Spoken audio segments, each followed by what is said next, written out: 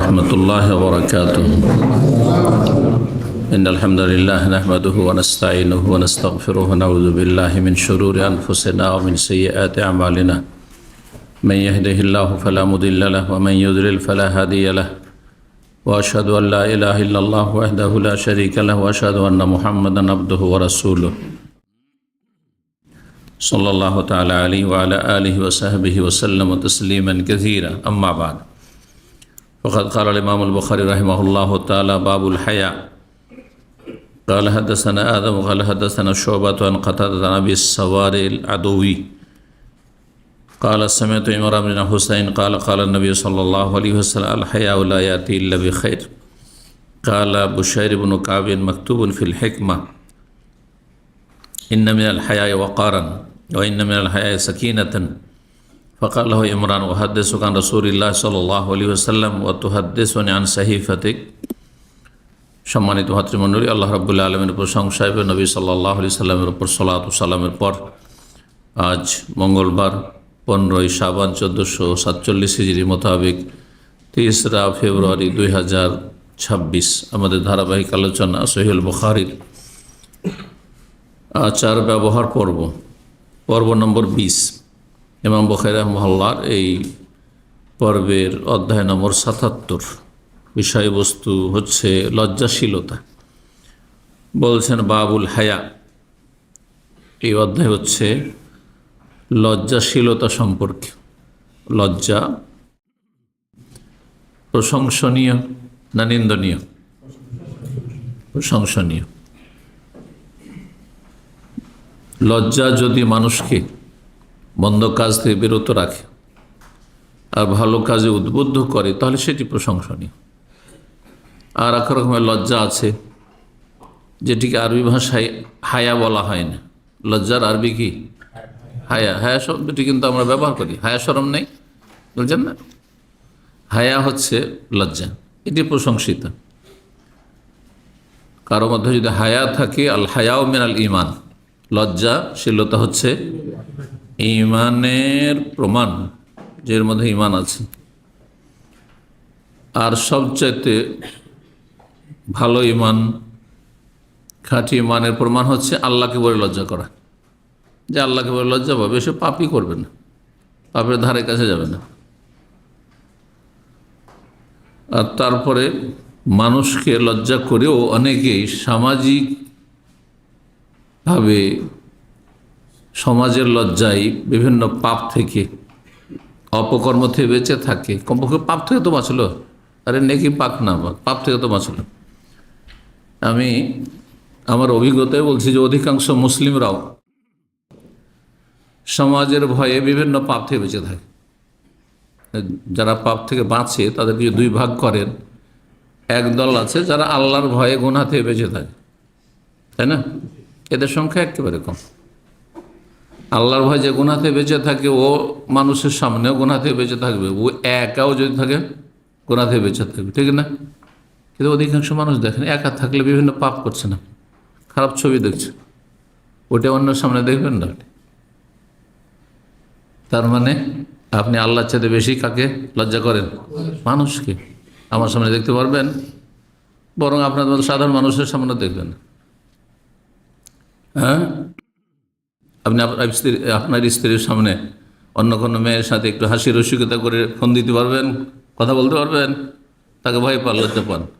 ভাই লজ্জা পান না ভয় পান? মায়ের সামনে, বাবার সামনে লজ্জায় অনেকে নামাজ পড়ে, শ্বশুর বাড়ি গেছে সেই জন্য নামাজ পড়তে যায়, মানুষের লজ্জায়। অধিকাংশ মানুষ, বিশেষ করে সামাজিক যে সব পাপ রয়েছে, জেনা ব্যভিচার, চুরি ডাকাতি করা, মদ খাওয়া, এগুলো হচ্ছে সোশ্যাল ক্রাইম, যেটা সরকারের দৃষ্টিতে, যে কোনো সরকার, অমুসলিম সরকার, কাফের সরকার কাছে সেগুলি হচ্ছে অপরাধ, সামাজিক অপরাধ। ইসলামে শুধু এগুলো অপরাধ না, ইসলামে আকীদার ক্ষেত্রে অপরাধ, শিরক আর বেদাত, ইবাদত বন্দেগীর ক্ষেত্রে অপরাধ, ফরজে ঘাটতি করা, তাই না? আখলাক চরিত্রে, মানুষের সাথে লেনদেনে, মামলাতে, চলাফেরাতে, দৈনন্দিন জীবনে বিভিন্ন ক্ষেত্রে অপরাধ, মেলা অপরাধ। শুধু সামাজিক অপরাধ নয়। তো অপরাধ কথাটি ইসলামের দৃষ্টিতে অত্যন্ত ব্যাপক, কিন্তু মানুষের দৃষ্টিতে সামান্য কিছু জিনিস অপরাধ।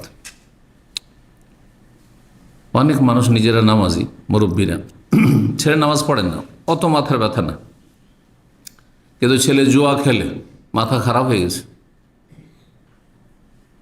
মদ খায় মাথা খারাপ হয়ে গেছে, হ্যাঁ গাঁজা খায় ঘুম হারাম হয়ে গেছে। কিসের জন্য? ও যে নামাজ পড়ে না। ও গাঁজা খাওয়ার চাইতে তো বড় কাবিরা গুনাহ নামাজ না পড়া, মদ খাওয়ার চাইতে কাবিরা গুনাহ, ঠিক না? নামাজ ছাড়লে কাফের হয়ে যায়, আর মদ খেলে কাফের হয় না, ফাসেক হয়। তাহলে আপনি মুরব্বী, দাড়িওয়ালা, টুপিওয়ালা, আপনার ছেলে নামাজ পড়ে না, তখন আপনার ঘুম হারাম হয় না, এত পেরেশানি হয় না, কিন্তু আপনার ছেলে জুয়া খেলে সেজন্য পেরেশানি কেন? এর ঘটনা ঘটেছে। কিন্তু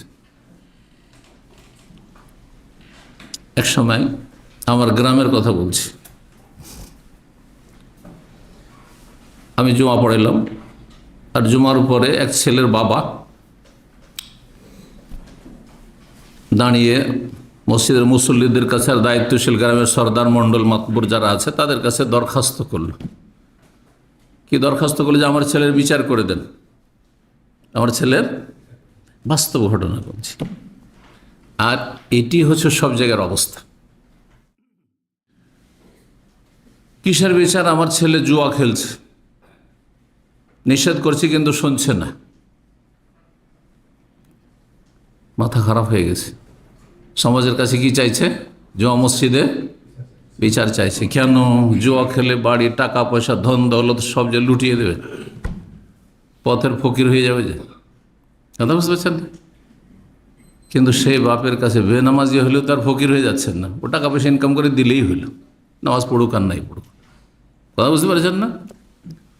এই হক কথা তিতে, হক কথা বলার জন্য সাহসও লাগে, হেম্মত লাগে, কেউ তো বলার নাই।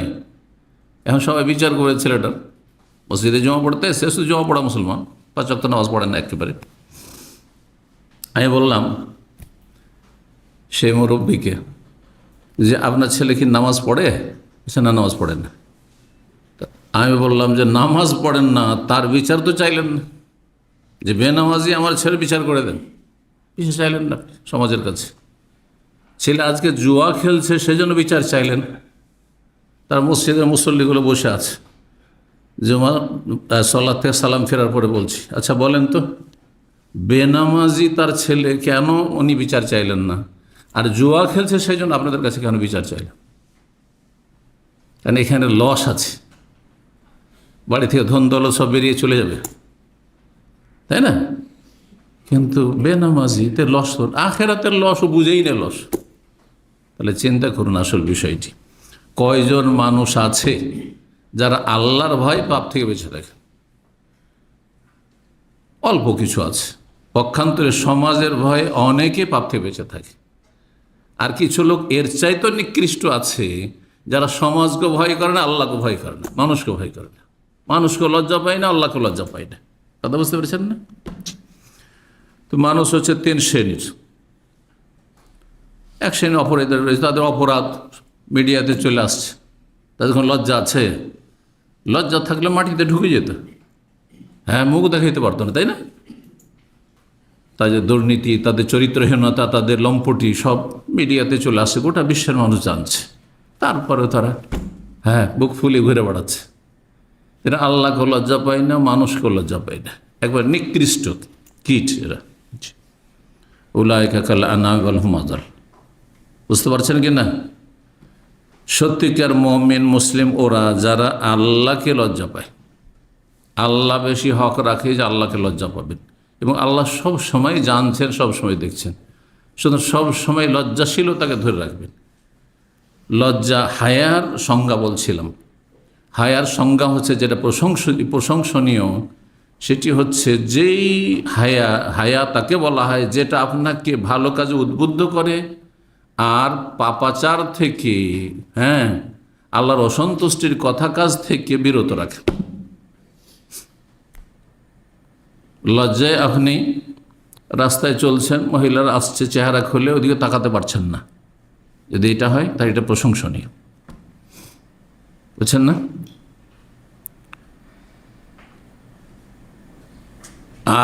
আর একটি লজ্জা আছে বাংলায়, সেটিকেও লজ্জা বলা হয়। আরবিতে অন্য আর একটি শব্দ আছে খাজাল। খাজাল মানেও লজ্জা, কিন্তু সেটি নিন্দনীয়, প্রশংসনীয় না। সেটার সংজ্ঞা কি? সেটার সংজ্ঞা হচ্ছে যেই লজ্জা আপনাকে ভালো কাজ থেকে বিরত রাখে, ভালো কাজে উৎসাহিত করে না, বরং ভালো কাজ থেকে বিরত রাখে। যেমন অনেকেই এত লজ্জা, এত নাজুক যে ওর কাছে এলেম আছে যথেষ্ট, ইসলামী সেন্টার পড়াশোনা করেছে, গ্রামে গিয়েছে আপনাদের মধ্যে থেকে, গ্রামের লোক বলছে তুমি তো সৌদি আরব থেকে অনেক কিছু শিখে এসছো, আমাদের কিছু বলো। বলছে আমার দ্বারা হবে না। এই জন্য আমি খুব লজ্জা পাই, মানুষের সামনে দাঁড়িয়ে কথা বলতে পারি না। বলে না কথাটি? এই লজ্জা প্রশংসনীয়? নিন্দনীয়। অনেকে মাদ্রাসা পড়েছে, বড় আলেম হয়ে গেছে, কামেল টাইটেল পাস করেছে, দাওরা পাস করেছে, কিন্তু জুমার খুতবা পড়াইতে পারে না। কেন? বলছে আমার খুব লজ্জা পাই, মানুষের সামনে কথা বলতে খুব লজ্জা লাগে। আরেকটি উদাহরণ দিই। একটি লোক অন্যায় কাজগুলো আপনার চোখের সামনে, আপনি ভালোভাবে সংশোধন করে দিতে পারতেন, আপনি জানছেন যে কাজটি অন্যায়, ভুল। ধরেন বেদাত করল, আপনার সামনে সালাম ফেরার পরে মাথায় হাত দিল, করছে না? করছে না অনেকে? বিভিন্ন বেদাতগুলি এখন মসজিদ আমরা দেখতে পাই, কিন্তু বসে আছে বসে আছে, আর তারপর মসজিদে উঠে যাবে, তখন খট করে একটা সেজদা মেরে নিল, আর তারপর চলে গেল। আমাদের তবলিগি ভাইরা করে এই সেজদা বেদাত। এই কপালে হাত দাও সালাম ফেরার পরে মাথায় হাত দাও, বেদাত। এখন আপনি দেখছেন যে মুরব্বী ভুল করলো, বেদাত করলো, আমি বলবো, লজ্জা লাগে। হ্যাঁ, লজ্জা লাগে বলতে। এই লজ্জা আপনাকে অন্যায় কাজে বাধা দেওয়া থেকে বিরত রাখলো, যেটা আপনার উপর ওয়াজিব ছিল, ফারজে কেফায়া ছিল। এখন ফারজে আইন আপনার ছাড়া কেউ নেই, সেই জন্য। কখনো ফারজে কেফায়া কয়েকজন আছেন একই মানের এলেমের দিক থেকে, তাহলে ফারজে কেফায়া একজন করলেই হয় কাজটি, তাই না? তো যদি ভালো কাজে উপদেশ দিতে, অন্যায় কাজে বাধাতে আপনার লজ্জা কি করে? বাধা দেয়, তাহলে এটি খাজাল, নিন্দনীয়। এই লজ্জা চলবে না ইসলাম, যে আমি লজ্জা তাই কিছু বলতে পারলাম না। আমার সামনে সে সিগারেট পান করছিল, কিন্তু আমি লজ্জাই কিছু বলতে পারলাম না। বিয়ের বাড়িতে গিয়েছিলাম দাওয়াত খেতে, আর সেখানে একাকার, নারী পুরুষ সব একাকার, কিন্তু সমাজে লজ্জাই কিছু বলতে পারলাম না। এসব কথাগুলি কিন্তু আমাদের সমাজে আছে। এই লজ্জা হারাম, নিন্দনীয় লজ্জা। এর নাম হায়া না, এর নাম হচ্ছে খাজাল। খাজাল হচ্ছে নিন্দনীয়। খাজাল নামক লজ্জা, যেটা আরবিতে দুটি শব্দ দেখেন, কিন্তু বাংলায় একই শব্দ, এটাও লজ্জা ওটাও লজ্জা। একটা ভালো লজ্জা, একটা মন্দ লজ্জা। জি, আশা করে বুঝতে পেরেছেন। এখানে যে লজ্জার কথা রয়েছে সেটা প্রশংসনীয় লজ্জা, যেই লজ্জা ইমানের একটি অংশ। ইমানের 70-এর বেশি কি রয়েছে? শাখা রয়েছে। তার একটি শাখা হচ্ছে আল হায়া, আল হায়া মিনাল ঈমান। 6117 নম্বর হাদিস বর্ণনা করছেন ইমরান বিন হুসাইন রাদিয়াল্লাহু তাআলা। তিনি বলেন, নবী সাল্লাল্লাহু আলাইহি ওয়াসাল্লাম বলেছেন, আল হায়া লা ইয়াতি ইল্লা বিখাইর। লজ্জা কল্যাণ ছাড়া অন্য কিছু নিয়ে আসে না। মানুষের মধ্যে যদি লজ্জা থাকে, লজ্জা সবসময় মানুষের জন্য কি নিয়ে আসে? কল্যাণ বয়ে নিয়ে আসে, ভালো নিয়ে আসে, মন্দ নিয়ে আসে না। লজ্জাতে খারাপ হয় না, ভালোই হয়। জি। ফাকালা বুসাইর ইবনে কাব, তখন বুসাইর ইবনে কাব নবী সাল্লাল্লাহু আলাইহি ওয়াসাল্লামের এই হাদিস শোনার পরে তিনি মুরব্বীদের কথা বর্ণনা করছেন। মুরব্বীরা কিছু দামি দামি কথা বলেছে যুগে যুগে, বলছেন না, যেগুলি হেকমাপূর্ণ। হেকমা আরবিতে বলা হয় সেগুলো হেকমা। হেকমা বলা হয় প্রজ্ঞাকে, প্রজ্ঞাপূর্ণ বাণী। যেই কথাগুলি খুব মূল্যবান, কথাগুলি মূল্যবান। কোরআনও নেই, হাদিসে নেই, কিন্তু কথা মূল্যবান।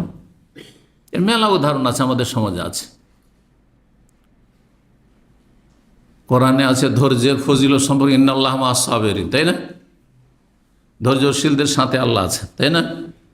ইন্নী জাযাইতুহুমুল ইয়াওমা বিমা সাবারু, হাসর মাঠে আল্লাহ ঘোষণা করবেন, যারা ধৈর্যশীল তাদেরকে আজকে আমি স্বয়ং নিজ হাতে বদলা দেব। মেলা ফজিলত আছে, কিন্তু কোরআনের আয়াত আর হাদিসও ফজিলত সবরের রয়েছে, সেগুলি না বয়ান করে মুরব্বীদের কথা। জি, আমার নানা রেহমাহুল্লাহ, আমার বয়স যখন 10 বছর, তখন গ্রামে লেগেছে মারামারি, হ্যাঁ গোত্রীয় মারামারি। তখন তার ছেলেদেরকে সবকে বলছে বাড়ি থেকে বেরোবি না, আমার মামাদেরকে কারো দিক থেকে লাগবি না, যাবি না মারামারি করতে, মায়ের খেয়ে থেকে যা, তাও যাবি না। অনেক সময় গ্রামে যখন মারামারি যাবি না, ও কি পিটবে, আমাদের তোর নিজের লোক আপনাকে মারবে, চল। বুঝতে পারছেন? আস্তাগফিরুল্লাহ, সব দেখেছি তো। তো উনি ওই যে হেকমার কথা, মানে মুরব্বীদের দামি কথা, হ্যাঁ, ধৈর্যের অনেক গুণ। লোকে বলে ঢিলা, এর আগে বলেছি, মানে লোকে বলে ঢিলা, এটা গ্রাম্য ভাষা, কিন্তু এর কাপুরুষ। ঢিলা মানে কি? যদি আপনি মার খেয়ে ধৈর্য ধরে থেকে যান, তো লোকেরা যারা দেখছে, অথচ যে মারলো সে একবারে হ্যাংলা পাতলা দুর্বল, আর আপনি হচ্ছেন 100 কেজির, হ্যাঁ, একটা ঘুষি দিলেই তো তার অবস্থা খারাপ হয়ে যেত, কিন্তু আপনি মার খেয়ে থেকে গেলেন, সবাই কি বলবে? আরে আরে কোন কাপুরুষ রে, তাই না? লোকে বলে ঢিলা। তো ওই রকমই ঘটনা এখানে। নবী সাল্লাল্লাহু আলাইহি ওয়াসাল্লাম হাদিস পেশ করছেন ইমরান বিন হুসাইন, কিন্তু বুশাইর বিন কাব নামক ব্যক্তি, তিনি বলছেন মাকতুবুন ফিল হিকমা, হিকমতের পুস্তকে লিখিত আছে, মানে পরম্পরা চলে আসছে আগের জ্ঞানী গুণী মানুষদের কথা। কি ইন্না মিনাল হায়ায়ে ওয়াকারান, কিছু কিছু লজ্জা হচ্ছে ভদ্রতা, লজ্জা হচ্ছে ভদ্রতা, বা লজ্জা হচ্ছে মর্যাদার বিষয়। ওয়াকার মানে মর্যাদা হয়, ওয়াকার মানে ভদ্রতা হয়। ভদ্রতা, ভদ্র মানুষ, তার কথা চলা ফেরাতে ভদ্রতা বোঝা যায়, ভদ্র মানুষ। অভদ্র না সে, কি জন্য? সে লজ্জা পায় অভদ্রতা করতে, ছোটলোকি করতে। ওয়া ইন্না মিনাল হায়ায়ে সাকিনাতান, আর কিছু কিছু লজ্জায় প্রশান্তি রয়েছে, লজ্জাতে শান্তি পেলেন আপনি। এগুলি হচ্ছে মুরব্বীদের কথা, হেকমতপূর্ণ কথা। ফাকালাহু ইমরান রাদিয়াল্লাহু তাআলা আনহু বুশাইর বিন কাবকে, বুশাইর লিখেছেন, বুশাইর হতে পারে বুশাইর বিন কাব, প্রসিদ্ধ এমনি বাশির, কিন্তু বাশির অন্য ব্যক্তির নাম, হয়তো এর নাম ছিল বুশাইর।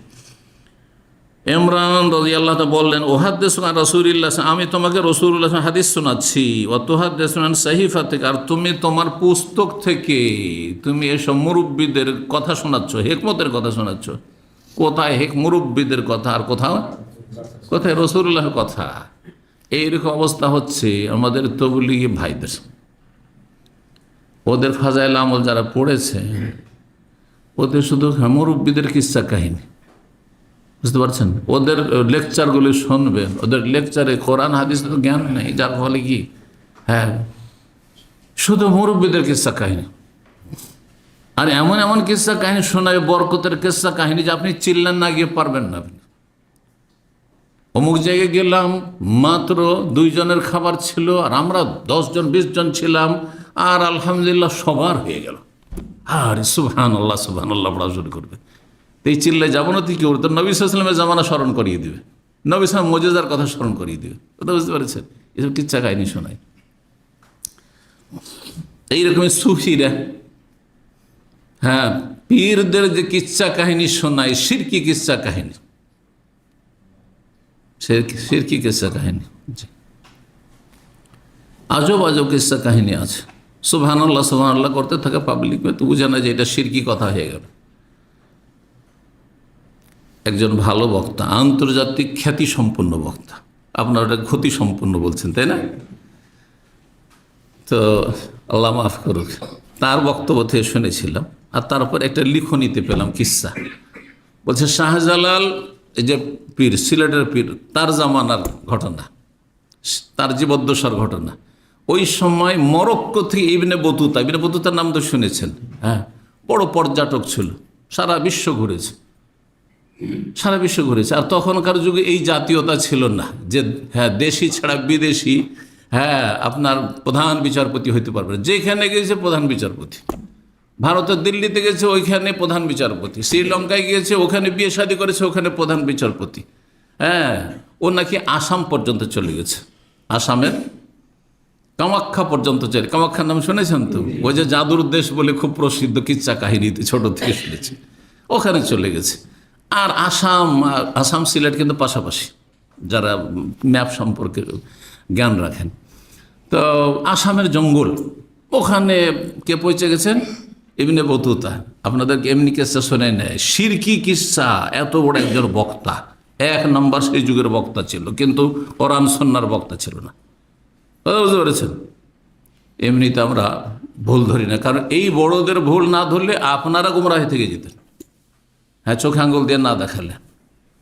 কিস্সা তিনি বয়ান করছেন, তার অডিও ক্যাসেট থেকে আমি নিজে শুনেছি।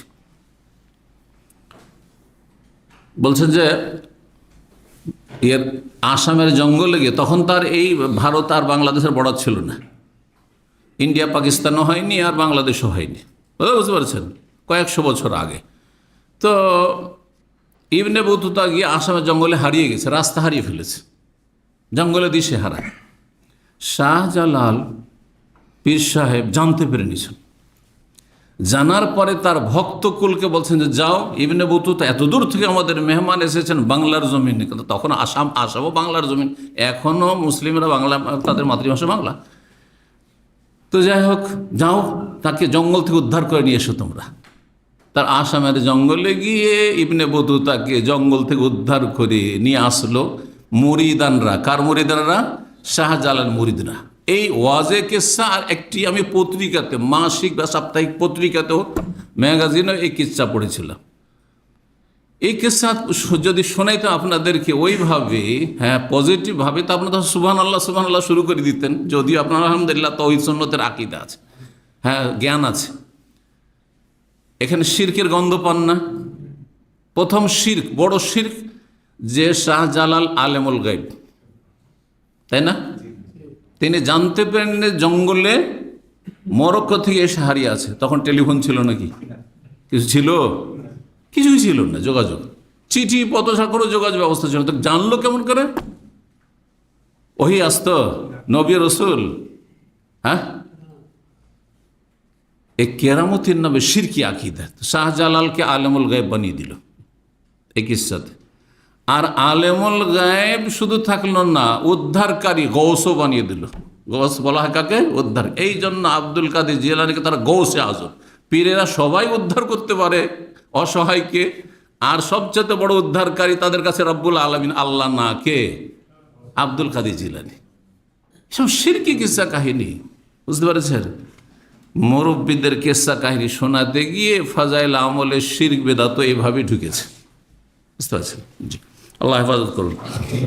যখন কোনো কিস্সা কাহিনী বয়ান করবেন কোরআন সুন্নাহর পরে, অন্তত আপনার এতটা জ্ঞান থাকতে হবে যে এইটা ইসলামের মৌলিক নীতিমালার পরিপন্থী তো নয়, সাংঘর্ষিক তো না ইসলামী আকীদার সাথে, এতে শিরক তো নেই, এতে বেদাতি কথাবার্তা তো নেই, এতে অতিরঞ্জন বাড়াবাড়ি তো নেই, অবাস্তবতা তো নেই। জি,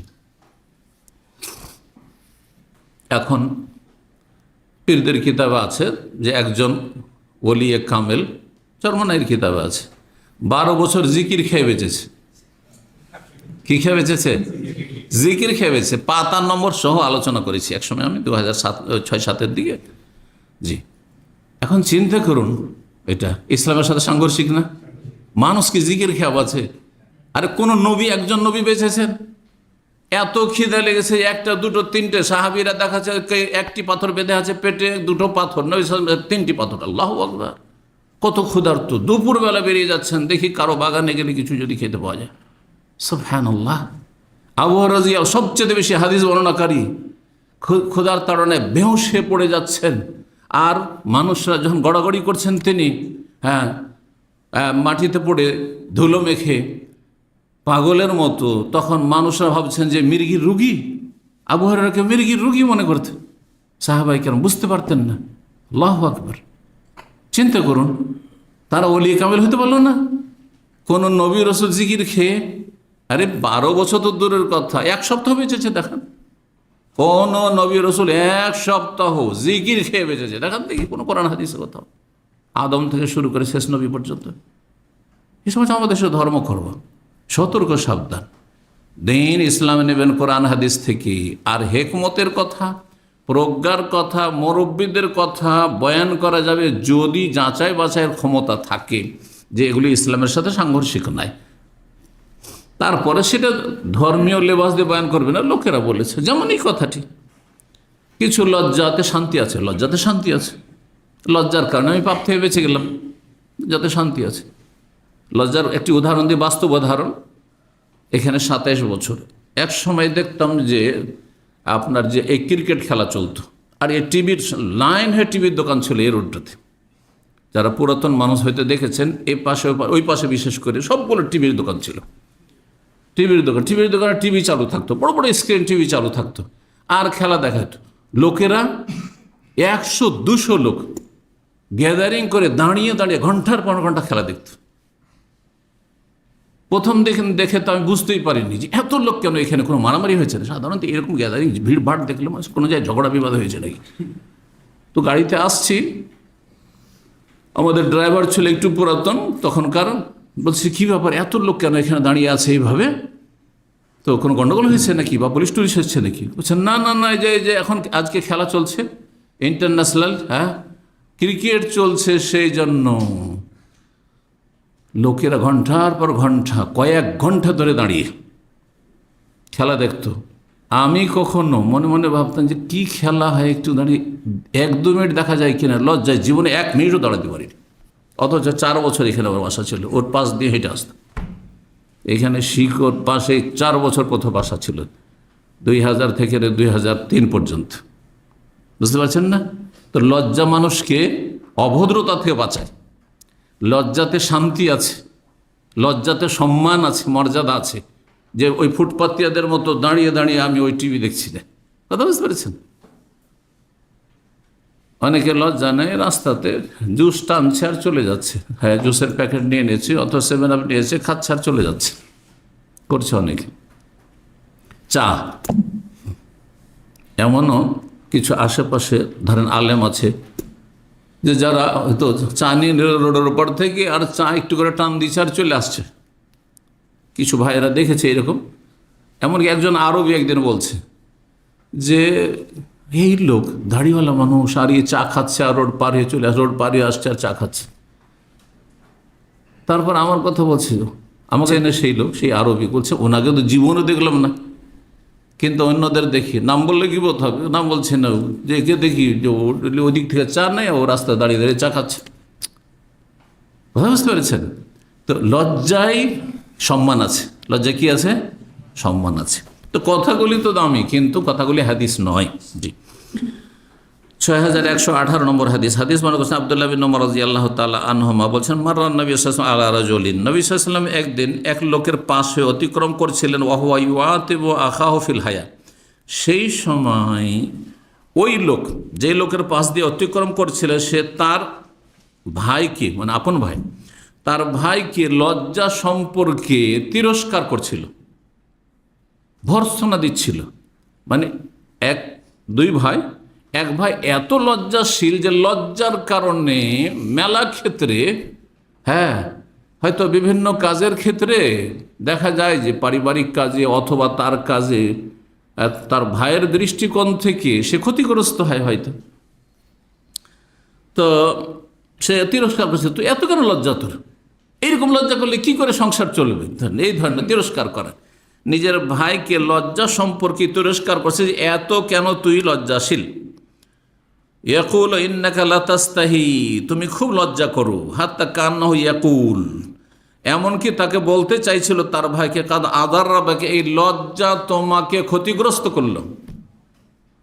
অনেকেই দেখবেন যে দুই ভাই আছে, এক ভাই টাকা পয়সাওয়ালা হয়ে গেছে, আর এক ভাই খুব নাজুক লজ্জাশীল, যার ফলে যেই সে ব্যবসাটা সব করতেও পারে না, আর ও দাঁড়াতেও পারে না, প্রতিষ্ঠিত হইতে পারে না, তখন ওকে তিরস্কার করেছে, তুই এরকম ফকির হয়ে থেকেই যাবি, তোর লজ্জার কারণে কিছুই করতে পারবি না তুই। তো ওই ধরনের একে তিরস্কার করছিলাম।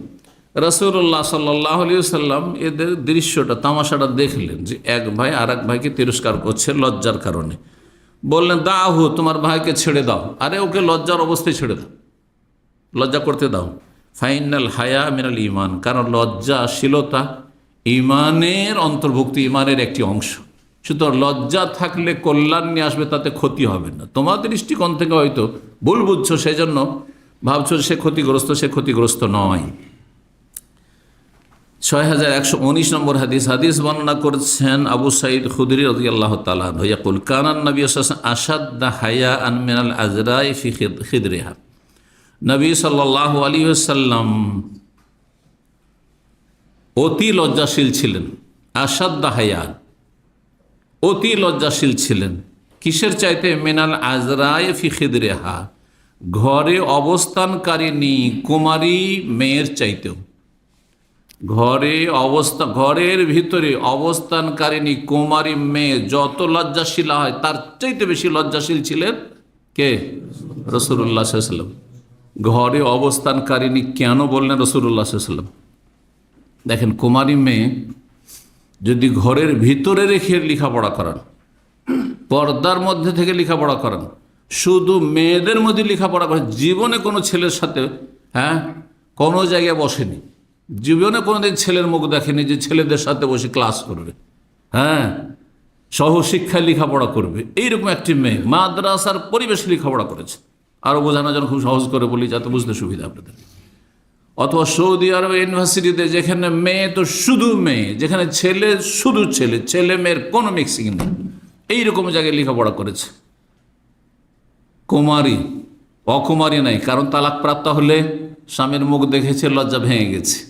বিধবা হলে স্বামীর সাথে সাক্ষাৎ হয়েছে, শুধু লজ্জা ভেঙে গেছে, তাই না? কুমারী, এক তো কুমারী মেয়ের লজ্জা আছে, তারপরে বাড়িতেই যদি অবস্থান করে, যদি ছেলেদের সাথে তার দেখা সাক্ষাৎ না হয়, আর ছেলেদের দিয়ে কোনো টান না হয়, দেখেইনি কোনো ছেলের চেহারা, তো কার দিকে কি টান হবে? কোনো কিছুই নেই তার। কত লজ্জাশীল তাহলে! আল্লাহ রাব্বুল আলামিন মেয়েদেরকে সবচেয়ে বেশি লজ্জাশীল করে সৃষ্টি করেছেন। এই লজ্জা ধীরে ধীরে কখন কমে যায়, তারপরে শেষ হয়ে যায় স্কুল কলেজের লাইফে, যখন সহশিক্ষায় চলে যায়। প্রাইমারিতে সামান্য একটু নিম সাবালিকা হচ্ছে, ক্লাস 4-5 পর্যন্ত একটু সাবালিকা হতে যাচ্ছে, কিন্তু সাথে সব ছেলেরাও লেখাপড়া করছে, আর ফ্রি হয়ে তাদের সাথে কথা বলছে, পড়া কখনো বলে নিচ্ছে, কাউকে বলে দিচ্ছে, একটু করে লজ্জা কমতে শুরু হয়েছে। হাই স্কুলে গিয়ে ভালোই লজ্জা কমে গেল, কিন্তু তারপরে কিছুটা মাধ্যমিক পর্যন্ত একটু লজ্জা আছে। কলেজ ইউনিভার্সিটিতে যে লজ্জার একবারে 12টা বাজিয়ে দিল, কোনো লজ্জাই থাকে না। এটা বাস্তব, সত্য, বাস্তব। যখন চোখে চোখ দিয়ে কথা বলা, আশ্চর্য হবেন, একসাথে যারা কাজ করছে একই অফিসে, অবাক, আজকে একটি অফিসে গিয়ে পাশাপাশি কাজ করছে, একেবারে চেয়ারে স্বামী স্ত্রী যেভাবে কথা বলে, ওয়াল্লাহ, আমরা আমাদের পরিবেশে স্বামী স্ত্রী যেভাবে কথা বলে, পাশে এখানে একবারে কাছে ঘেসে যেন স্বামী স্ত্রীর সম্পর্ক, কলিগের সাথে এইভাবে কথা বলছে। এরপরে লজ্জা থাকতে পারে? কখনো লজ্জা থাকবে না, কখনো লজ্জা থাকবে না। নাসাউল্লাহ সালামাত ওয়াল আফিয়া, আল্লাহ হেফাজত করুন। তো নবী সাল্লাল্লাহু আলাইহি ওয়াসাল্লাম অত্যন্ত লজ্জাশীল ছিলেন, কুমারীর চাইতে বেশি। যেই কুমারী বাড়ির বাইরে যায় না, সহশিক্ষায় যায় না, কোনো পুরুষদের সাথে কথা বলে না, কোনো যুবকদের সাথে কথা বলেনি, যুবকদের মুখ দেখেনি, ঘরের কোণাতে লুকিয়ে থাকে। আর একটি কথা হাদিসটা বোঝার জন্য শুনে নেন, যে নবী সাল্লাল্লাহু আলাইহি ওয়াসাল্লামের আমলে জাহিলি যুগ থেকে কুমারী মেয়ে বাড়ির বাইরে বেরোতো না। যখনই সাবালিকা হয়ে উঠল, যতদিন বিয়ে না হয় বাড়ির বাইরে কেউ, পাশের বাড়ির লোকও তার মুখ দেখতে পেত না, এত লুকিয়ে রাখত। মণিমুক্তাকে যেমন লুকিয়ে রাখে, আজকালকার জামানে কারো বাড়িতে যদি মণিমুক্তা থাকে তাহলে কেউ টের পাবে না, দেখা তো দূরের কথা, তার বাড়িতে মণিমুক্তা আছে। ঠিক ওইভাবে তারা লুকিয়ে রাখত। যখন বিয়ে শাদী হইতো তখন জানতে পারতো যে হ্যাঁ অমুকের একটা মেয়ে আছে, সাবালিকা হয়ে যায়, যা বিয়ে হইল আজকে, তখন জানতে পারত। জি, এই জন্য বলা হয়েছে আজরা কুমারী আর খিদরেহা, একবার বাড়ির ভিতরে তাকে ঢুকিয়ে রাখত। যেটাকে আজকালকার ইসলামের শত্রুরা, মুনাফিকরা, ঘরের শত্রু, বাইরের শত্রুরা বলছে নারী অবরোধ। নারী অবরোধ নয়, এটি নারীদের সুরক্ষা। আর তারা নারীদের ইজ্জত নিয়ে ছিনিমিনি খেলা করে এই অসৎ লোকেরা, আর তার বাস্তবতা দেখতে পাচ্ছেন আপনি। জি, এরা হচ্ছে হিংস্র পশু, এরা হচ্ছে নেকড়ে বাঘ। আল্লাহ রাব্বুল তাদের অনিষ্ট থেকে হেফাজত করুন। জি, ৭৮ নম্বর অধ্যায় বলছেন, বাবুনি অধ্যায় হচ্ছে ইযা লাম তাস্তাহি ফাসনা মা শিত। নবী সাল্লাল্লাহু আলাইহি ওয়াসাল্লাম একটি হাদিস দিয়ে অধ্যায় নিয়ে এসেছেন এখানে। তুমি যদি লজ্জা না করো, তোমার যদি লজ্জা না থাকে, তাহলে তুমি যা ইচ্ছা তাই করতে পারো। মানুষের লজ্জা যখন চলে যায় তখন যা ইচ্ছা তাই করতে পারে। জেনা ব্যভিচারে ধরা পড়লো, হ্যাঁ, লাভ জুতো খেলো, আর তারপরে শাস্তি হইলো, সে ইসলামিক শাস্তি হোক অথবা সামাজিক শাস্তি হোক, আর তারপরে আবার ওই রকম চোর চুরি করছে, মার খাচ্ছে, পকেটমারি করছে, আর তার গণপিটনি খাচ্ছে, তার আবার ওই কাজই করছে, কারণ লজ্জা নেই, লজ্জা শেষ হয়ে গেছে। সুদখোর সুদ খাচ্ছে, ও লজ্জাই নেই, সবাই জানছে যে সুদখোর। ঘুষখোর অফিসার ঘুষ খাচ্ছে, নির্লজ্জ, লজ্জা নেই। এজালাম তাস্তাহি, লজ্জা নেই, যার ফলে যা ইচ্ছা তাই করো। ঘুষ খাও, সুদ খাও, বেইমানি করো, আর গাঁজার ব্যবসা করো, আর হিরোইনের ব্যবসা করো, যা ইচ্ছা তাই করো। লজ্জা না থাকায় মানুষ যে কোনো কাজ করতে পারে, যে কোনো পাপ করতে পারে।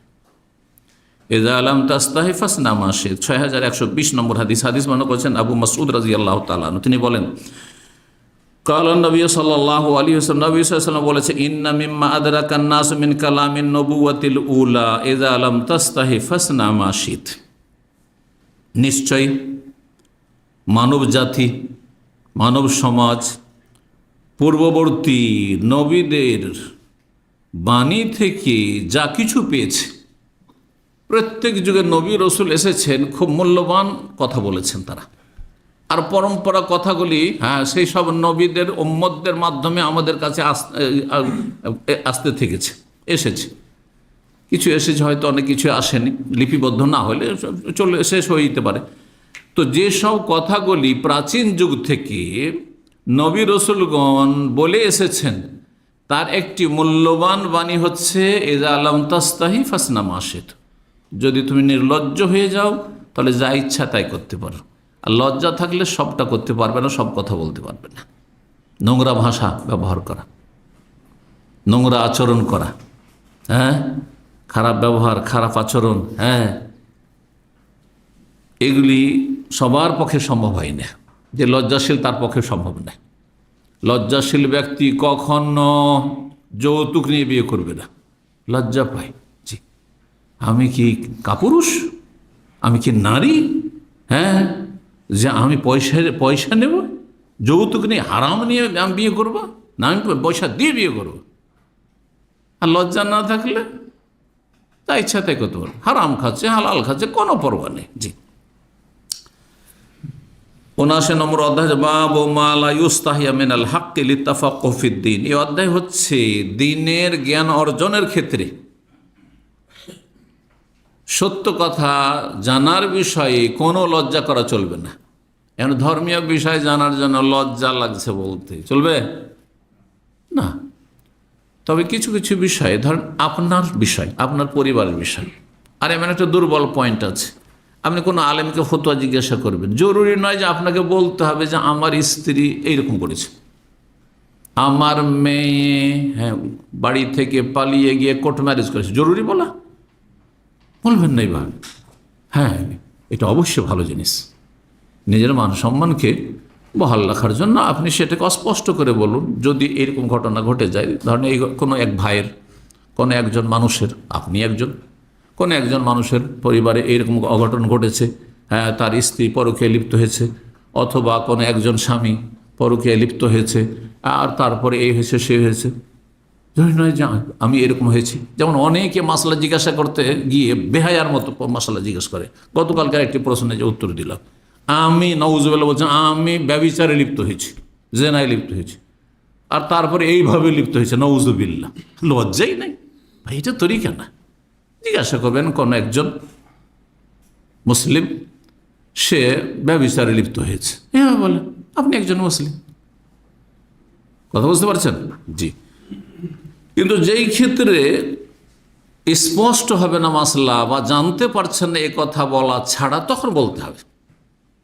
মাসলা জানার জন্য ব্যক্তিকে নির্ধারণ করা জরুরি নয় যে অমুকের ঘটনা, অমুকের পরিবারের ঘটনা, অমুকের মেয়ের ঘটনা, অমুকের ছেলের ঘটনা বলা জরুরি নয়। কিন্তু কিছু কিছু বিষয় অবশ্যই বলতে হবে। এখন স্বপ্নদোষের মাসলা জিজ্ঞাসা করবেন না স্বপ্নদোষ?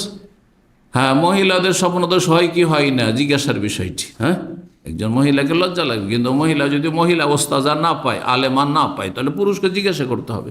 যদি এই ক্ষেত্রে তার স্বামী থাকলে স্বামীকে দিয়ে জিজ্ঞাসা করবে। হ্যাঁ, স্বামী না থাকলে বাবাকে বলতে লজ্জা পায় মানুষ, এগুলো বিষয় বাবাকে কী করে বলবে? তাহলে বিবাহিত হলে তো স্বামীকে। তাহলে যেখানে ফিতনার আশঙ্কা নেই ওইভাবে বলবে। সে একজন যুবতী মেয়ে যদি সরাসরি জিজ্ঞাসা করে একজন আলেমকে, তো ফিতনার আশঙ্কা আছে। কিন্তু তার মাকে দিয়ে জিজ্ঞাসা করা, তার দাদিকে দিয়ে জিজ্ঞাসা করা, বুড়ি মানুষকে দিয়ে জিজ্ঞাসা করে, 60 বছর বয়স হয়ে গেছে, তাহলে ফিতনার আশঙ্কা কম। তারপরে এক যুবক আলেমের কাছে জিজ্ঞাসা না করে, ভাই 60-70 বছরের মুরব্বী হয়ে গেছে, তাদেরকে জিজ্ঞাসা করে, ফিতনার আশঙ্কা কম। এই বিষয়গুলি আমাদেরকে খেয়াল রাখতে হবে।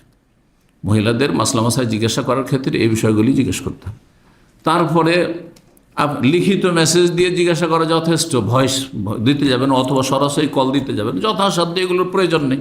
কিন্তু বোঝানোর জন্য যদি কথা বলতে হয় অথবা ভয়েস মেসেজ দিতে হয় যে এত লিখে বুঝাতে পারছি না, তো জায়েজ আছে, সমস্যা নেই। জরুরি হলে, জরুরি না হলে আপনি এগুলো থেকে বেঁচে থাকবেন। আশা করি বিষয়টি বুঝতে পারছেন। তো দিনের জ্ঞান অর্জনের ক্ষেত্রে লজ্জা করা চলবে না, যে আমি লজ্জা জিজ্ঞেস করতে পারলাম না। ধরেন আপনি একসময় চুরি করেছেন, অধিকাংশ মানুষ যৌবনকালে কি করেছে, পাশের কারো গাছ থেকে কিছু পেড়ে খেয়ে নিয়েছেন। এখন মাসলা জিজ্ঞাসা করতে হবে। আপনি নিজের নাম না বলে এমনিও জিজ্ঞাসা করতে পারেন। হ্যাঁ, আর যদি নিজের নাম বলেও দেন, আর সেটা এমন না হয় যে সেটা একবারে নোংরামির পর্যায়ে চলে, যেমন জেনা, ব্যভিচার, সমকামিতা, এগুলো নোংরামি। এগুলোতে ব্যক্তিকে নির্দিষ্ট করা এটা ঠিক নয়। কিন্তু ধরেন আমি চুরি করে খেয়েছি, বা কারো কাছে এরকম টাকা পয়সা কিছু কোম্পানির আমার থেকে গেছিলো, তখন আমার আল্লাহর ভয়টা অতটা ছিল না, এভাবে বললে এমন কোনো বড় আইবের কথা নয়। যাই হোক, যতটা জরুরি ততটাই বলবেন। 6121 নম্বর হাদিস মনে করছেন জাইনাব বিনত আবি সালমা, আবু সালমার কন্যা জাইনাব, তিনি তার মা উম্মে সালমা রাদিয়াল্লাহু তাআলা আনহা থেকে জিজ্ঞাসা করছেন। তিনি বলেন, জাআত উম্মে সুলাইম রাসূলুল্লাহ সাল্লাল্লাহু আলাইহি ওয়াসাল্লাম। উম্মে সুলাইম আনাসের মা, তার নাম রুমাইসা ছিল। রাসূলুল্লাহর কাছে আসলেন, এসে বললেন, ইয়া রাসূলুল্লাহ, হে আল্লাহর রাসূল। তাহলে মহিলা মাসলা জিজ্ঞেস করার জন্য আসছেন। বলছে, ইন্নাল্লাহ লা ইয়াস্তাহি মিনাল হক, আল্লাহ লজ্জা করেন না সত্য কথা বলতে বা ন্যায্য কথা বলতে। হক মানে সত্য হয়, আর হক মানে ন্যায্য হয়। ন্যায্য কথা বলতে বা সত্য কথা বলতে আল্লাহ লজ্জা পান না, তো আমি কেন লজ্জা করবো? তা লজ্জা করে যদি থেকে যায়, তাহলে তো আমার ইবাদত বন্দেগী কবুল হবে না। নাপাক থেকে গেলাম, হয়তো গোসল ফরজ ছিল আর সালাত পড়ে নিলাম। ফাহাল আলাল মারআতি গোসলুন, তাহলে ভূমিকা বাঁধলেন যে আল্লাহ সত্য কথায় বা ন্যায্য কথায় লজ্জা পান না, সুতরাং আমারও লজ্জা করা উচিত না। তাই বলছেন, ফাহাল আলাল মারআতি গোসলুন, মহিলাকে কি গোসল করতে হবে এ জাহাত আলামাত, যদি স্বপ্নদোষ হয়ে যায়। অনেক মহিলা জানে না যে মহিলাদের স্বপ্নদোষ হয়, বরং অনেক পুরুষরা জানে না যে মহিলাদের স্বপ্নদোষ হয়, কারণ মহিলাদের স্বপ্নদোষ একেবারে কম হয়, পুরুষদের মতো নয়। জি, ফাকালা না, নবী সাল্লাল্লাহু আলাইহি ওয়াসাল্লাম, হ্যাঁ, স্বপ্নদোষ হলে কি করতে হবে? গোসল করতে হবে। এজা রাতিল মা, যদি বীর্য দেখে, কাপড় ভিজা দেখছে, হ্যাঁ, বীর্যপাত হয়েছে, তাহলে স্বপ্নদোষ মানে সহবাস নয়।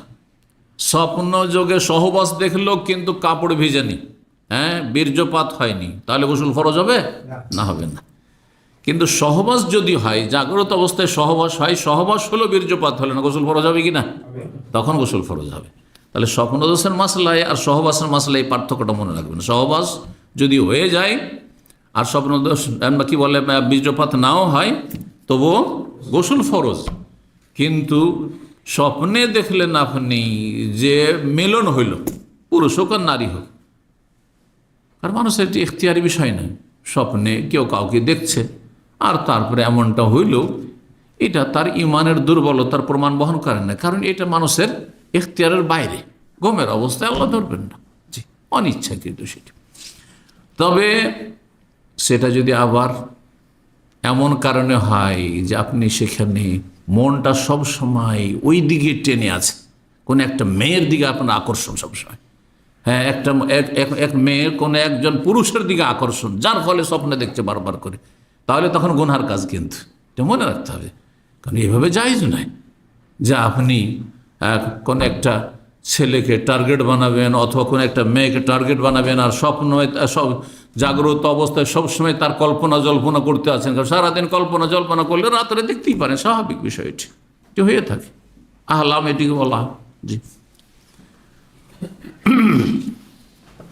6122 নম্বর হাদিস বর্ণনা করছেন ইবনে ওমর রাদিয়াল্লাহু তাআলা আনহু। তিনি বলেন, নবী সাল্লাল্লাহু আলাইহি ওয়াসাল্লাম বললেন, মাসালুল মুমিনি কামাসালিশ শাজারাতিন খাদরা, মুমিনের উপমা হচ্ছে সবুজ বৃক্ষের মতো। এটা সবুজ পাতা বিশিষ্ট গাছ, আর মুমিন একরকম। মুমিন মুসলিমকে তুলনা করলেন কার সাথে? সবুজ বৃক্ষের সাথে, গাছের সাথে। কারণ সবুজ গাছে যে ঘন পাতা বিশিষ্ট, তাতে লাভ আর লস কিছু নেই, লস কিছু নেই, কারণ তাতে ছায়া পাবে। আর তারপরে যাতে পাতা রয়েছে, শুকনো গাছ নাই, তো ফল হবে। আর বিশেষ করে এখানে ওই গাছকে উদ্দেশ্য করা হচ্ছে যেই গাছ হচ্ছে খেজুর গাছ। আর খেজুর গাছের প্রতিটি অঙ্গ প্রত্যঙ্গে, প্রতিটি জিনিসে কি রয়েছে? উপকারিতা রয়েছে। এই জন্য খেজুর গাছের সাথে মুমিন মুসলিমকে তুলনা করেছে রাসূলুল্লাহ সাল্লাল্লাহু আলাইহি ওয়াসাল্লাম। অন্য হাদিসে অন্য ভাষা দিয়ে রয়েছে, ইন্না মিনাশ শাজারি শাজারাতান লা ইয়াসকুতু ওয়ারাকুহা।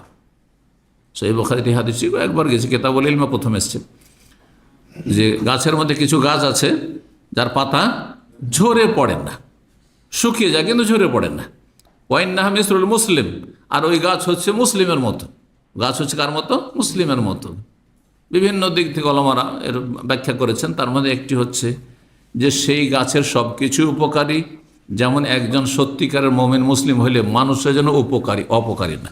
মুমিন মুসলিম কেউ কারো ক্ষতি করবে না, কারো ক্ষতি করবে না, অমুসলিমেরও ক্ষতি করবে না। এই দেখেন, ধার্মিক যে ইসলাম সম্পর্কে জ্ঞান রাখে, আর জ্ঞান সহি বিশুদ্ধ জ্ঞানের ভিত্তিতে ইসলাম পালন করে, ধার্মিক, সত্যিকার ধার্মিক, সে কখনো অমুসলিমের সাথেও অন্যায় করে অবিচার করবে না। সে বিশ্বাস করে, আমি বিশ্বাস করি যে একজন অমুসলিমকে কেউ খুন করলে জাহান্নামে যেতে হবে, এতে কোনো সন্দেহ নেই। অমুসলিম, তাহলে কেউ যদি মুসলিমকে খুন করে যার রক্তের মূল্য অনেক বেশি আল্লাহর কাছে, কত বড় অপরাধ তাহলে চিন্তা করুন। তো এই জন্য মুমিন মুসলিমকে তুলনা করা হয়েছে কার সাথে? খেজুর গাছের সাথে। খেজুর গাছের প্রতিটি অঙ্গ প্রত্যঙ্গে যে উপকারিতা রয়েছে এ সম্পর্কে আলোচনা করে অনেক সময় লাগবে, বিভিন্ন সময় আলোচনা করা হয়েছে। বলছেন যে লা ইয়াসকুতু ওয়ারাকুহা, ওই সবুজ গাছের, আর খেজুর গাছ সবুজ, লা ইয়াসকুতু, তার পাতা ঝরে পড়ে না, কি হয়? শুকিয়ে যায়। আর কি হয়? বলছেন যে ওয়ালা ইয়াতাহাত, আর সেই গাছের অন্য গাছের সাথে ঘেঁষাও লাগে না, সোজা হয়ে দাঁড়িয়ে থাকে, সোজা হয়ে দাঁড়িয়ে থাকে, অন্য গাছের সাথে ঘেঁষাও লাগে না। ফাকাল আল কওম, লোকেরা বিভিন্ন রকমের মন্তব্য করা শুরু করে, নবী সাল্লাল্লাহু আলাইহি ওয়াসাল্লাম ওই গাছের নাম কি বলো তো দেখি। তখন সবাই আর মদিনার গাছের কথা চিন্তা করে না, মদিনার বাইরে মাঠে ঘাটে মরুভূমিতে গাছ তলাশ করছে। যে কেউ বলে হিয়া শাজারাতু গাছ, অমুক গাছ, হিয়া শাজারাতু গাছ, অমুক গাছ। ফারাত আন আকুল, আব্দুল্লাহ বিন ওমর অল্প বয়সী মানুষ, 15-16 বছর বয়স, যুবক ছেলে। ওমর রাদিয়াল্লাহু তাআলা আনহু সেখানে ওই মজলিসে বসে আছেন, আবু বকর সিদ্দিক রাদিয়াল্লাহু বসে আছেন, বাবা বাবা তুল্য সবাই বসে আছেন। সেই মজলিসে একটা যুবক ছেলে কি করে বলবে? লজ্জায় বলেন, লজ্জায় যে এই কথা, এলেমের কথা বললেন না, এটা প্রশংসনীয় হইল না, নিন্দনীয়। কিন্তু তিনি ভাবছেন যে না, এটা ভালো, যেহেতু অল্প বয়সী জানছিলেন না। এই জন্য তো ওমর বললেন যে বাবা কেন বললে না তুমি? আরে আমরা না বলতে পারলাম না, তুমি বললে কত ভালো লাগতো। দেখেন, আমি প্রাইজ পাইনি হয়তো অত বড়, কিন্তু আমার ছেলে যদি আমার চাইতে বড় কোনো প্রাইজ পেয়ে যায় তো ওতে আরো বেশি খুশি। বুঝতে পারছেন না? জি হ্যাঁ। ইবনে ওমর বলছেন, আমি চাইলাম যে বলেই দিই যে আপনারা বলতে পারছেন না হে নাখলাত, এটি তো খেজুর গাছ যার পাতা ঝরে পড়ে না। ও আনা গোলামুন সাবুন, কিন্তু আমি তখন একজন যুবক বালক, এখনো বালক, হ্যাঁ সদ্য সাবালক হয়েছে। ফাস্তাহিয়াইতু, আমি লজ্জা পেয়ে গেলাম। কি বললেন?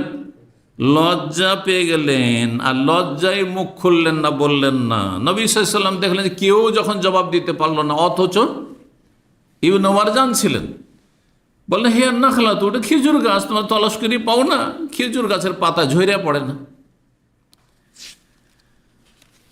অন্য হাদিসে রয়েছে, এখানে সংক্ষেপ করা হয়েছে, ইবনে ওমর বর্ণনা করার পর বলছেন ফাহাদ্দাসতু বিহি ওমর, তারপরে ওমর রাদিয়াল্লাহু তাআলা আনহুকে এটি বললাম।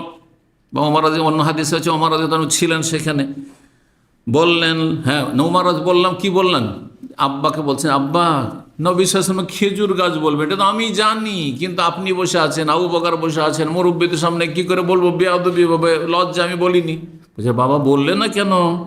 বলছে লাউ কুনতা কুলতাহা, তুমি যদি এই জবাবটা বলে দিতে, ছেলেকে বলছে, লাকানা আহাব্বা ইলাইয়া মিন কাযা ওয়া কাযা, তাহলে আমার কাছে এটি অধিক প্রিয় হইতো এই রকমের মূল্যবান সম্পদ চাইতে, লাল উটের চাইতেও বেশি।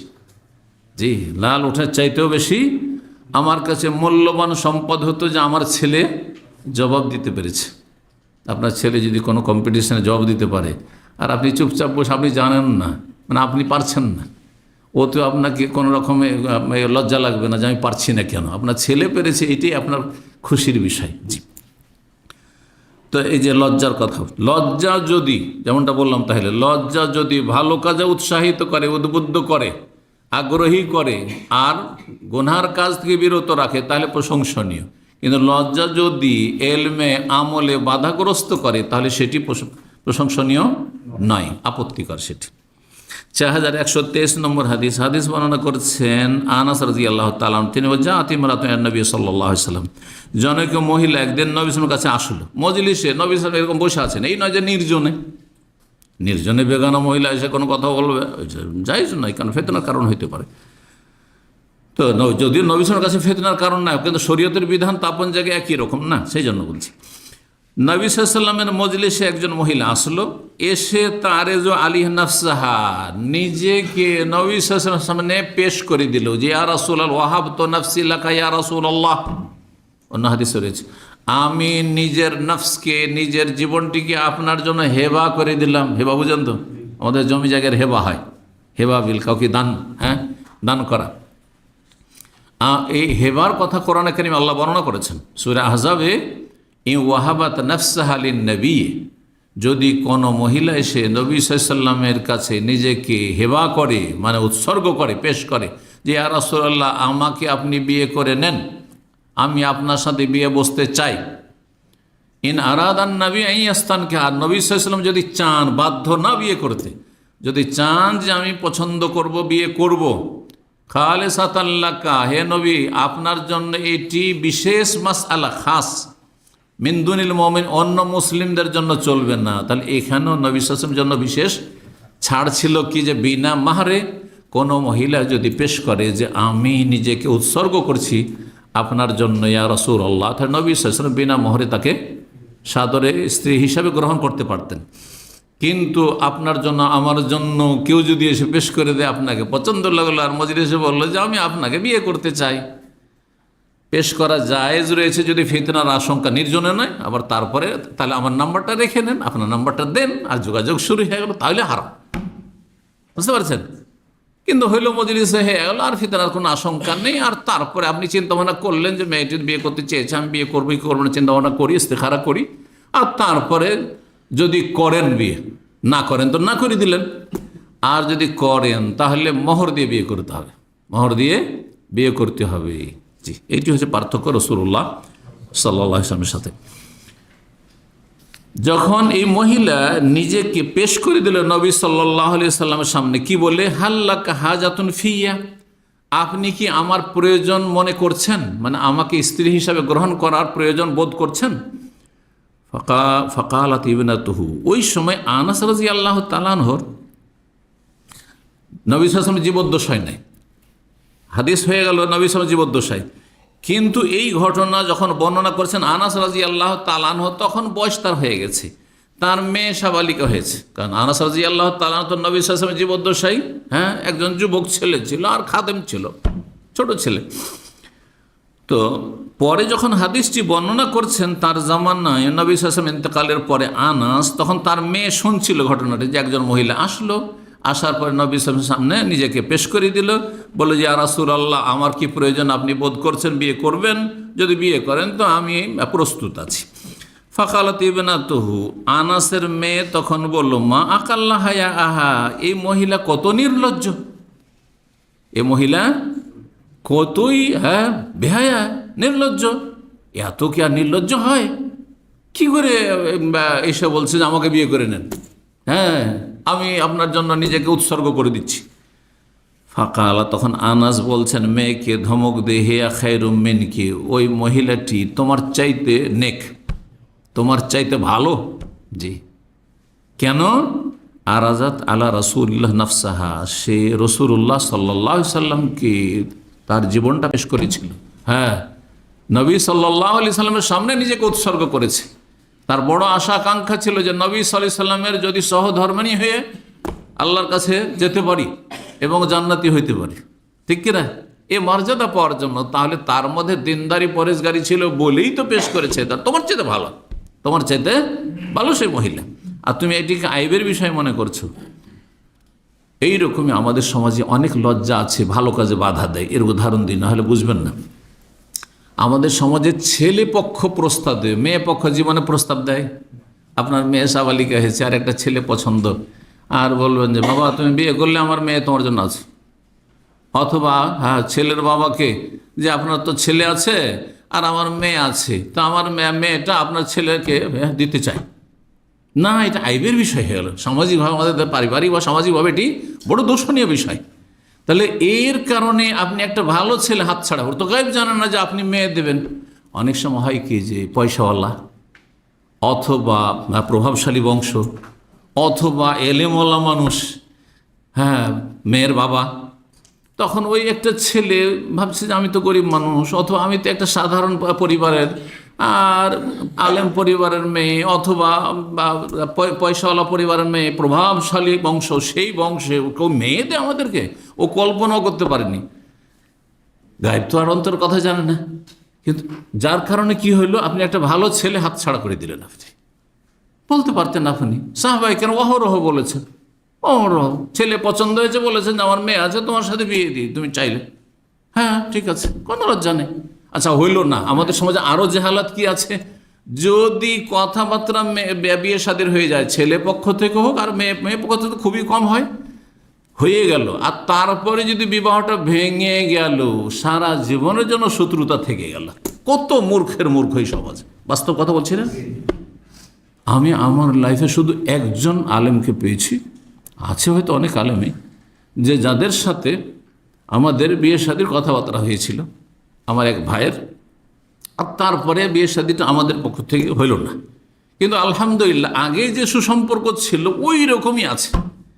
আর অধিকাংশগুলো দেখেছি যদি বিয়ে শাদীর কথা হয়ে যায় আর তারপরে না হয়ে যায়, তাহলে ভিতরে কিছু না কিছু কালি তো ঢুকে আছে, বুঝতে পারছেন না, ভিতরটা আর পরিষ্কার হলো না। এটা চরিত্রহীনতা, এটা খারাপ জিনিস না, মোটেই না। এটা হচ্ছে ব্যবসা বাণিজ্যের মতো, কেনা বেচার ক্ষেত্রে আপনি মোবাইল বিক্রি করবেন, আমি কিনবো, আর তারপরে আপনি চাইলেন যে আমি ভাই 2000 রিয়াল নেব, আমি বললাম 2000 না আমি 1500 দেবো, গাড়ি কিনাবেন, আর এই কম বেশিতে, আর তারপরে কেনা হইল না, মনোমালিন্য হয়ে যাবে। ওই রকমই হচ্ছে বিয়ে শাদীর বিষয়টি। বিয়ে হোক আর না হোক, কারোর সাথে সম্পর্ক খারাপ করবেন না। সম্পর্ক খারাপ করেন তার মানে আপনার ইমানে ত্রুটি আছে। হয়নি এতে কল্যাণ আছে, যেটা হয়নি তাতে আপনার কল্যাণ আছে, তাদের কল্যাণ আছে, আর যেটা হয়েছে সেটাতে কল্যাণ আছে। জি, আল্লাহর কাছে কল্যাণ চান আপনি, আপনি গায়েব জানেন যে এখানে বিয়ে হইলে ভালো হইতো, কেন রাগ করবে তাদের উপর। 80 নম্বর অধ্যায় বলছেন বাবু কওলিন নবী সাল্লাল্লাহু আলাইহি ওয়াসাল্লাম ইয়াসসিরু ওয়ালা তুআসসিরু। এই অধ্যায় হচ্ছে নবী সাল্লাল্লাহু আলাইহি ওয়াসাল্লামের বাণী সম্পর্কে। নবী সাল্লাল্লাহু বলেছেন তোমরা সবসময় সহজ করো মানুষের জন্য, কঠিন করে দিও না। যে কোনো বিষয় সহজ করবেন, যে কোনো বিষয়কে ইজি করে দেবেন, মুশকিল করবেন না। সেটা ব্যক্তি পর্যায়ে হোক, ধরেন একটু সমস্যা হয়েছে, সহজ করে দেন বিষয়টি। একটু মনোমালিন্য হয়েছে, তর্কাতর্কি হয়েছে, তার মন খারাপ করে নিলেন, আর তারপরে বাঁকা চলছে না, ভাই সালাম দিয়ে দেন সাথে সাথে, একটু ভাই সালাম আলাইকুম, ভাই কেমন আছেন, হ্যাঁ এগুলো ঝামেলা শেষ। সব কিছুকে সহজ করেন। আপনারা যারা প্রবাসে থাকছেন, একই রুমে থাকছেন, অনেক সময় আলাদা আলাদা খাওয়া দাওয়া করছেন, বা একসময় একসাথে খেতেন, আর তারপরে আলাদা হয়েছেন, ভিন্ন হয়েছেন, সম্পর্ক খারাপ হলে একসাথে খেতো তারপর ভিন্ন হয়েছে, কোনো সম্পর্ক নেই, বা একটা দূরত্ব চলে এসছে না, মোটেই না। এই যে সহজ করে দেন বিষয়গুলিকে, যখন ভালো লাগছিল একসাথে খেয়েছে, এখন আলাদা হয়েছে, কোনো ব্যাপার না, কোনো ব্যাপার না। সব কিছুকে, যে কোনো বিষয়কে সহজ করার চেষ্টা করবেন, ওয়ালা তোয়াসের কঠিন করবেন না। অনেক মূল্যবান কথা এই কথাগুলি। জি, ওয়াকান ইউহিব্বু তাখফীফা ওয়াল ইউসরা আলান নাস, নবী সাল্লাল্লাহু আলাইহি ওয়াসাল্লাম পছন্দ করতেন হালকা করা, যে কোনো বিষয়কে হালকা করে দেন, ওয়াল ইউসর এবং সহজ করা মানুষের জন্য, আলান নাস। 6124 নম্বর হাদিস বর্ণনা করেছেন সাঈদ ইবনে আবি বুরদা, তার পিতা আবু বুরদা ইবনে নিয়ার থেকে, আন জাদ্দিহি, তার পিতা থেকে বলছেন, কাল লম্বা বাসাহু রাসূলুল্লাহ সাল্লাল্লাহু আলাইহি ওয়াসাল্লাম, রাসূলুল্লাহ সাল্লাল্লাহু আলাইহি ওয়াসাল্লাম যখন পাঠালেন তাকে এবং মুআয ইবনে জাবালকে, তার দাদাকে এবং মুআয ইবনে জাবালকে পাঠালেন। এই দুজনকে কোন জায়গায় পাঠিয়েছিলেন? মুআয ইবনে জাবালকে কোথায় পাঠিয়েছিলেন? ইয়ামান দেশে। তখনকার ইয়ামান কিন্তু নাজারানকে বলা হতো, আভা বাহা এলাকা, এগুলোকে সব ইয়ামান বলা হতো। কাবার ডান দিকে যত, ইয়ামিনুল কাবার ডান দিকে যতগুলি এলাকা সবগুলিকে ইয়ামান বলা হইতো তখন। জি, এখন না হয় বর্ডার হয়েছে, হ্যাঁ, দেশের বর্ডার হয়েছে, তখন বর্ডার নাই। কাবার ডান দিকে পড়লে ইয়ামান, হ্যাঁ, ইয়ামিন মানে কি? ডান হাত না? হ্যাঁ, আর কাবার বাম দিকে পড়লে শাম, কারণ শাম উলাইকা আসহাবুল মাশআমা আছে না? মাশআমা মানে কি? বাম।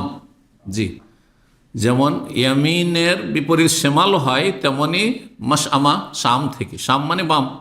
তো কাবার বাম দিকে যতগুলি এলাকা সেগুলিকে শাম বলা হয়তো।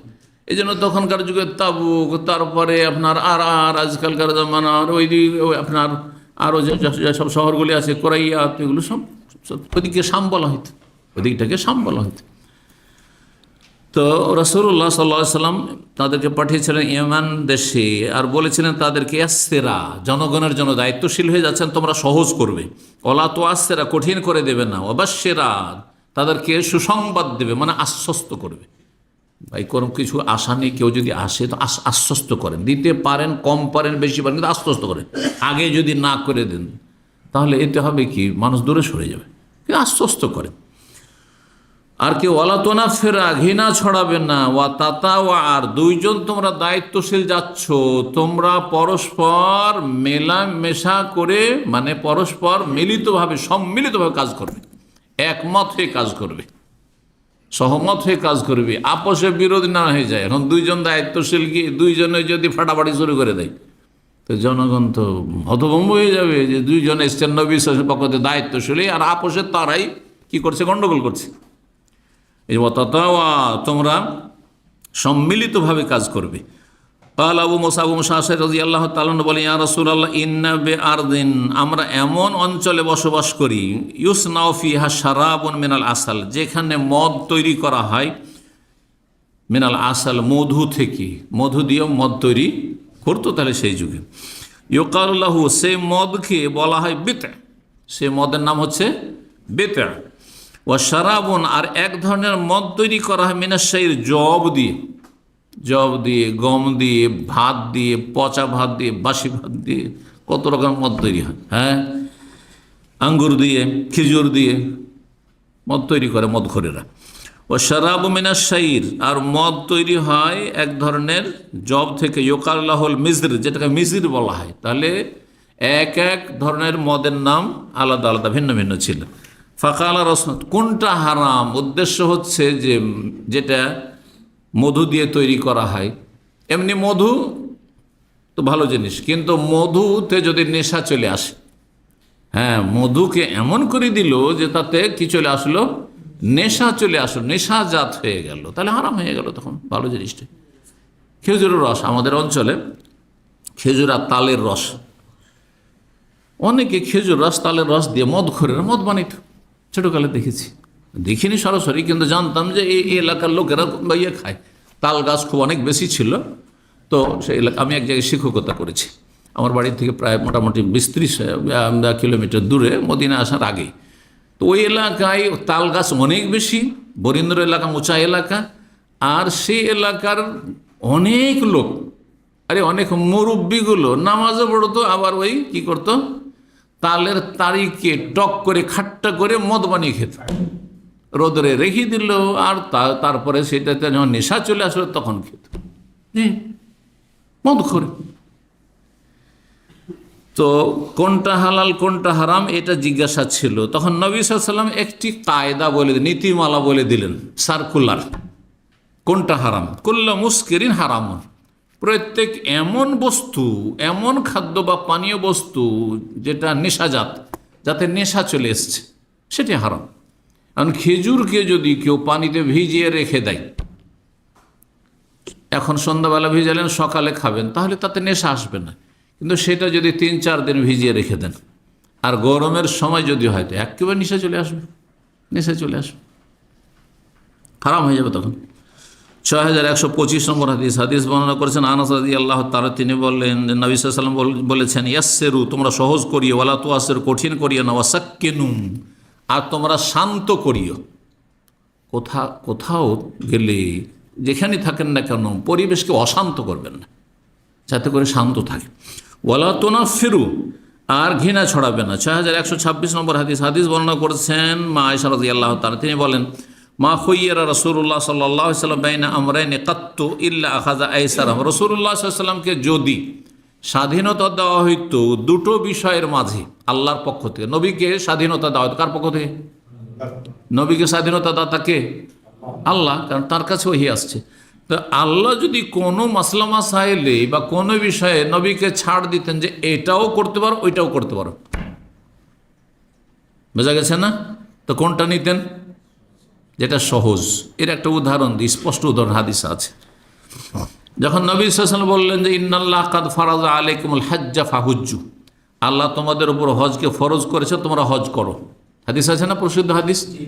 তখন একজন লোক দাঁড়িয়ে গেল আর বলল, ইয়া রাসূলুল্লাহ আফি কুল্লি আমিন, প্রতি বছর হজ ফরজ নাকি? 3 বার করে লোক জিজ্ঞাসা করছেন, নবী সাল্লাল্লাহু আলাইহি ওয়াসাল্লাম চুপ থাকছেন, বলছেন না। 3 বার করে বারবার, আরে বলেছি হজ ফরজ, হজ একবার করে না হয়ে গেল। তারপরে জিজ্ঞাসা, ওহির জামানা, যদি আল্লাহ হ্যাঁ করে দেয় তো বিপদে পড়ে যাবে, প্রতি বছর হজ ফরজের কি অবস্থা হইতো? সম্ভব ছিল? আজকাল যত অলিউল্লাহ হন না কেন, প্রতি বছর হজ করা সম্ভবই না, আমাদের পক্ষেও সম্ভব না। একসময় আমরা করেছি প্রতি বছর হজ, এখন সম্ভব না, বুঝতে পারছেন না? তো নবী সাল্লাল্লাহু আলাইহি ওয়াসাল্লাম তৃতীয়বার যখন জিজ্ঞাসা করে ফেললো, তখন বলে, লাউ কুলতু নাম লাউ ওয়াজাবাত, আমি যদি এক্ষুনি হ্যাঁ বলে দিতাম তাহলে সেটা কি হয়ে যেত? প্রতি বছর ফরজ হয়ে যেত। আর যদি প্রতি বছর ফরজ হয়ে যেত মা কুমতুম বিহি, তাহলে সেটা তো কখনো আদায় করতে পারতে না, সম্ভবই ছিল না যে প্রতি বছর কোনো মানুষ হজ করবে। তো নবী সাল্লাল্লাহু আলাইহি ওয়াসাল্লামকে তাহলে হজের ক্ষেত্রে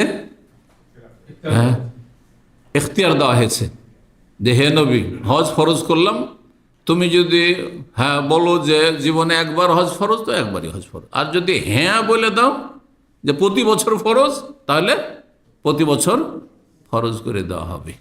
কিছু কিছু মাসলাতে হতে পারে যে নবী সাল্লাল্লাহু আলাইহি সাল্লামকে এখতিয়ার দেওয়া হয়েছে এরকম, যেমন এখানে বলা হচ্ছে নবী সাল্লাল্লাহু আলাইহি সাল্লাম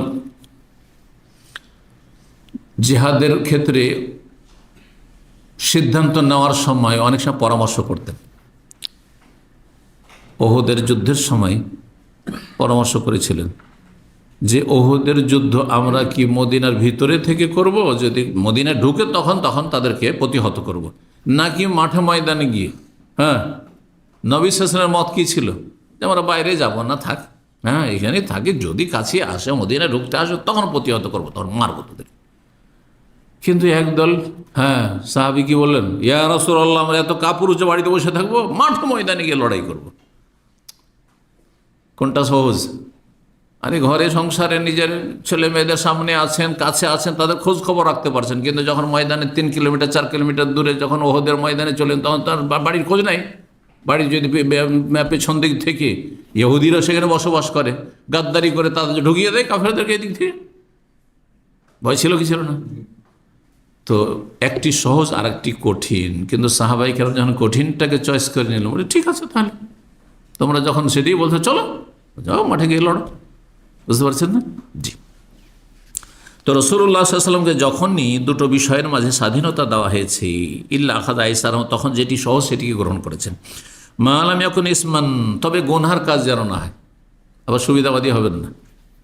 হ্যাঁ, আজকাল কিন্তু সুবিধাবাদী অনেক ফতোয়ার ক্ষেত্রে। হ্যাঁ, ধরেন একটু ঢিলা ফতোয়া পেয়ে গেছেন, এই শবে বরাত বলি, শবে বরাত নামে কোনো রাত নেই, কোনো হাদিসে নেই। শবে বারাত মানে লাইলাতুল বারাত, সব মানে রাত। এই শব্দটি কোন আয়াতে কোন হাদিস আছে? এর নামটি তো বেদাত। আমি যেন আলোচনায় বলেছি, এর নামটি হচ্ছে, যারা শবে বরাত বললেন মানে বেদাতি কথা বললেন। 15 শাবানের কথা, নিসফে শাবান আছে, শাবানের অর্ধেক, এই কথা আছে, বুঝছেন না? আচ্ছা, নিসফে শাবান সম্পর্কে যে হাদিসগুলি রয়েছে সবগুলি হয় জাল কিছু, আর জয়ীফ অত্যন্ত দুর্বল। একটি হাদিস নিয়ে ইখতিলাফ রয়েছে, অধিকাংশ আলেমরা ওটিকেও জয়ীফ বলেছেন। তারপরে সেই রাতে ওই হাদিসে কোনো বিশেষ ইবাদতের কথাও নেই। কি আছে?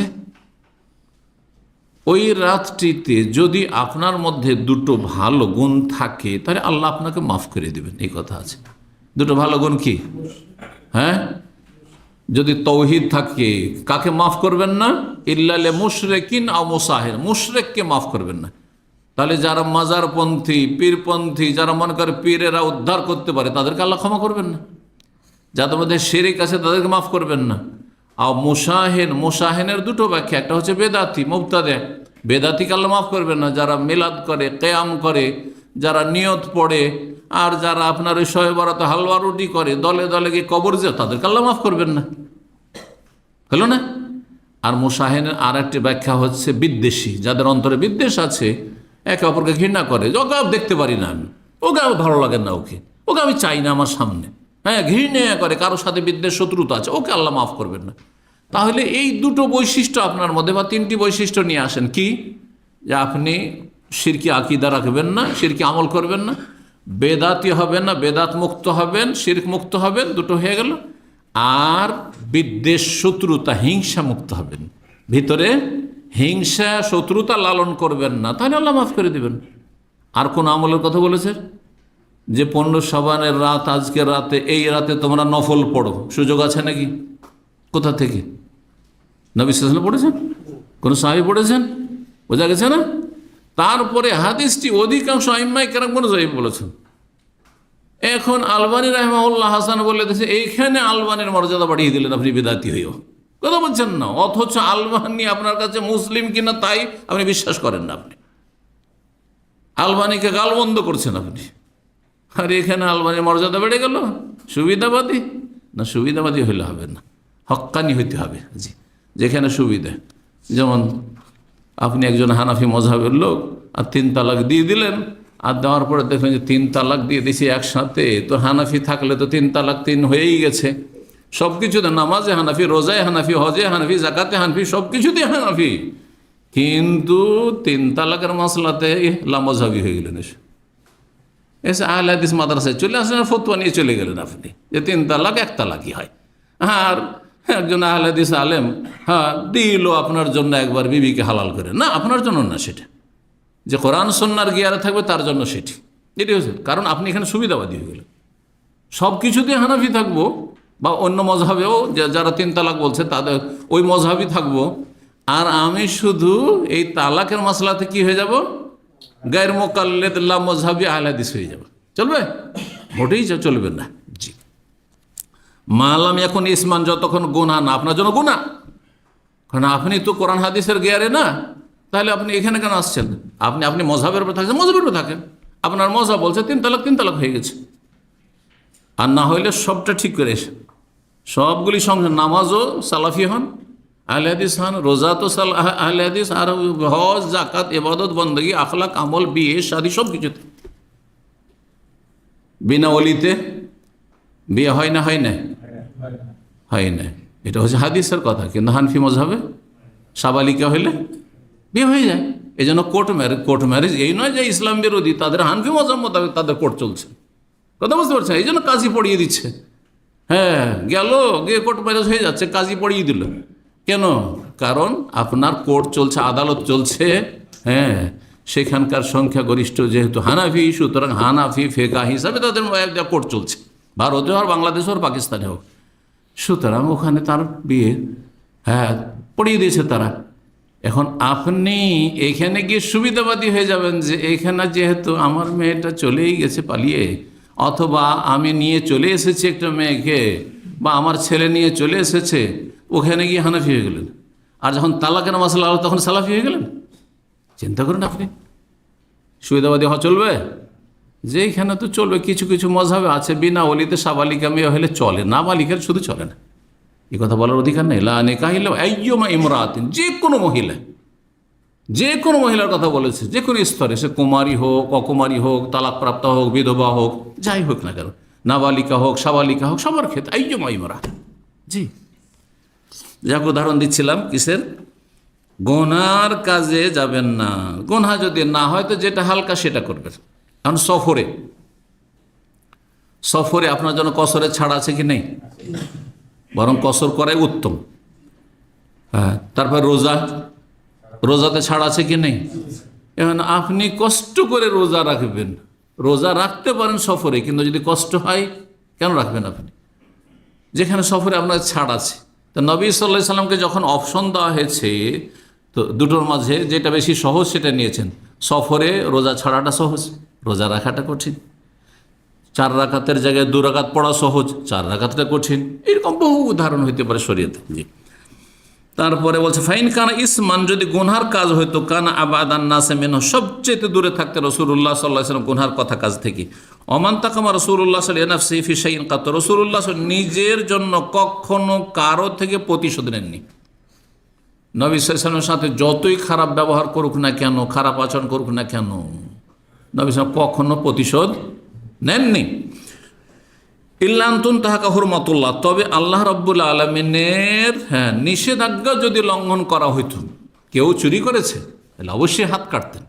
এটা নবী সাল্লাল্লাহু আলাইহি সাল্লামের ব্যক্তি বিষয় নয়, এটা হচ্ছে শরীয়তের বিষয়। কেউ হত্যা করেছে, সুতরাং কিসাস, হত্যার বদল হত্যা।